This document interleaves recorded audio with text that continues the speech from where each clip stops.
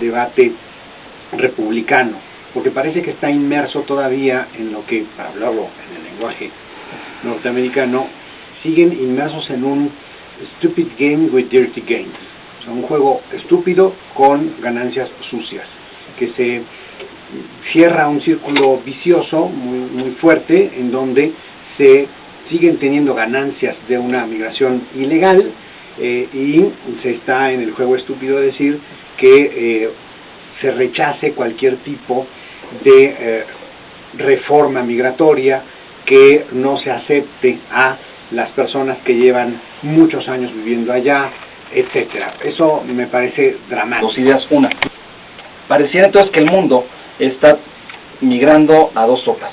O vamos con uno o vamos con otro. Pareciera que las opciones políticas se van limitando. Veamos el caso nada más lo que pasó con España.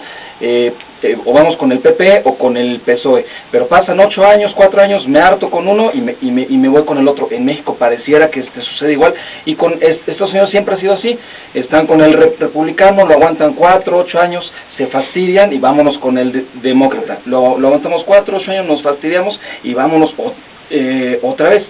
Esto lo que nos lleva es, si lo vemos así, el Partido Demócrata, como votante registrado o militante, si lo queremos ver así, tiene alrededor de 72 millones, y el Demócrata 72 millones, y el Republicano apenas cuenta con 55. Entonces, si nos vamos a que el espectro de población de Estados Unidos son 325 millones, quitándole ahí el pico de los jóvenes que no votan, estamos hablando que de 280, 260 potenciales votantes.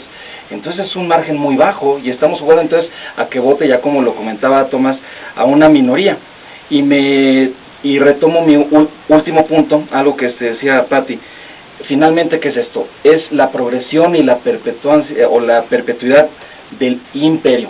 Yo les dejo ahí como dato un libro muy bueno de Michael Hart y de Antonio Negri, que justamente habla sobre eso, que se llama justamente Imperio, que te habla de la superpotencia, cómo el capitalismo es la real fuerza política, es por lo que se vota, por lo que es y por lo que se quiere tener un progreso. Y finalmente se los dejo un segundo libro también de Michael Hart y de Toño Negri, que es Multitud y Guerra, en el que si los podemos leer entendemos un poquito hacia dónde va esto. Es, si dejamos que el capitalismo crezca por lo que es, pues vamos a estar viendo lo que sucede en los Estados Unidos, una superpotencia que no tiene la capacidad de darle el bienestar mínimo a su población. Ya el tercer libro ya se los dejo ahí ustedes, así que para cuando les pregunten, dame mínimo 3 libros, pues ya tienen 2, les falta uno y se los dejo a ustedes.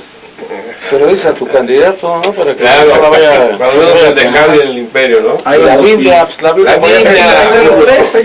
el Principito. Luis, gracias por haber ilustrado a Tomás con su candidato. Escrito por Maquiavelito. Eduardo Rosario.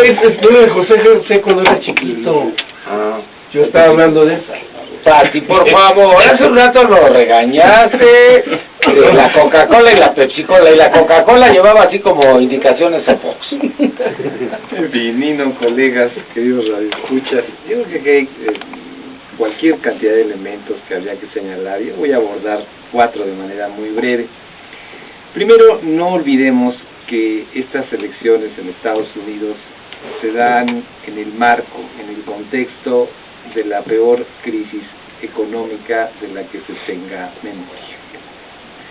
Estados Unidos, una potencia en decadencia, con un colosal endeudamiento que sigue al alza y seguirá. Está a punto de llegar a los 15 billones, ¿sí? 15 billones de deuda, el gigante americano, y bueno, ni digamos el contexto europeo, porque pues está en un tono similar.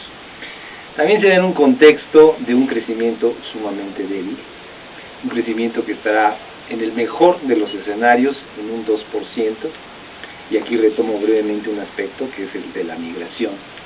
Estados Unidos tendría que crecer a 3% mínimo para poder generar 1 millón de empleos. Quiere decir que pues, para poder dar empleo a los más de 13 millones de desempleados, tendría que crecer 13 años de manera consecutiva a tasas mayores al 3%. Algo que francamente es absolutamente improbable, sino es que es el supuesto, subrayo, retiro de Irak. Más bien una disminución, pues, significativa de tropas, pero lo cual no quiere decir que se haya retirado. Pero bueno, se puede vender, es rentable electoralmente hablando. Otro de los supuestos puntos a favor es su famosa reforma sanitaria, costosísima, y también una muy débil reforma financiera, absolutamente algunos pequeños parches, algún pequeño maquillaje a la legislación de los Estados Unidos que en nada afectan a los grandes intereses. Por otra parte, tiene sendos y muy amplios puntos en contra. Recordemos sus promesas no cumplidas. La reforma migratoria, en primer término. La segunda, la famosa cierre de la prisión de Guantánamo. Eso le ha costado. Sí, otro, pues... ¿Viste lo que hicieron, no? La famosa cadena de Washington. Que ha sido, bueno, pues así como que el ícono de todos los abusos en términos de los derechos humanos. La imagen de los Estados Unidos está por los suelos, del paladín de los derechos humanos. ¿Tú dónde te orinas? Las aberraciones. ¿Tú dónde te orinas? Bueno, Churchill se orinó en un soldado Blue C, pero no a uno de ellos. Churchill y Patton. Sí. Claro, eran muestras de... Hemos cambiado ahorita, tenemos derechos humanos, pero en aquel tiempo era una forma de decir, para que te quede claro. Pasó el día que entró a Berlín, lo primero que se bajó el coche de un alemán y se hizo pipí sobre él, no sé si otra cosa, pero ese es histórico. Necesariamente, porque si hay una ola creciente favorable a ese discurso, va a obligar a una actitud muy negativa, que no genera lo que digamos una atmósfera de posibilidades para un beneficio de una reforma. Eso hay que tenerlo muy en claro en México. Segundo, yo creo que hay que tener muy en claro en México es cuál es la relación con América Latina. La OEA se adaptó, se agotó, es una especie en extinción. No es ya el mecanismo de interlocución que en algún momento se buscó con los Estados Unidos. Creo que México tiene un papel que jugar en la región, un papel más activo en la región, de volver a generar condiciones para un mecanismo de interlocución con los Estados Unidos. No está en la agenda de los Estados Unidos América Latina, salvo Brasil por la situación económica, pero no está en la agenda. Si nosotros, ¿cómo se clasifica? Creo que en la agenda de los Estados Unidos está la búsqueda de nuevos enemigos porque lo requieren. Lo requiere el imperio, si no se va a hacer con las tropas, ¿a dónde las va a mover? ¿No? Entonces, lo que dice Harp, tiene que moverse el imperio, entonces requieren los enemigos, y entonces creo que en la mira de los enemigos... Y eso les da unidad. Les da unidad, porque entonces todo es defender la patria, y ese discurso patriotero que sí funciona realmente allá, ¿no? Entonces, creo que en la mira va a estar Irán, está ya Irán, y probablemente estemos viendo una nueva guerra en Medio Oriente, con lo cual la situación en Medio Oriente es mucho más compleja. Pero en el ámbito de México creo que tampoco, y lo lamento y lo siento mucho por el presidente Calderón, pero creo que el discurso de la lucha contra los delincuentes nos ha creado ya ahora una etiqueta más a los mexicanos. No solamente somos migrantes ilegales, sino ahora ya también somos narcos, ¿no? O sea, el tema de ligado al narcotráfico, entonces ya nosotros somos una amenaza adicional para el público norteamericano, cuando está demostrado que no es real, ¿verdad? Pero ya somos una amenaza, lo cual preocupa. Y esta situación de tener este famoso acuerdo en Mérida, que hace que los Estados Unidos se metan hasta la cocina, el Congreso norteamericano en nuestro país, por 3 pesos. Yo creo que fue una pérdida muy grande este acuerdo en Mérida, y nos está llevando a que las discusiones sobre el contexto de nuestro país pues sean muy desfavorables en el Congreso norteamericano, sin posibilidad de... ¿No te acuerdas que el electoral en Estados Unidos cambió en 3 años? Y lo que decía Patricia es increíble.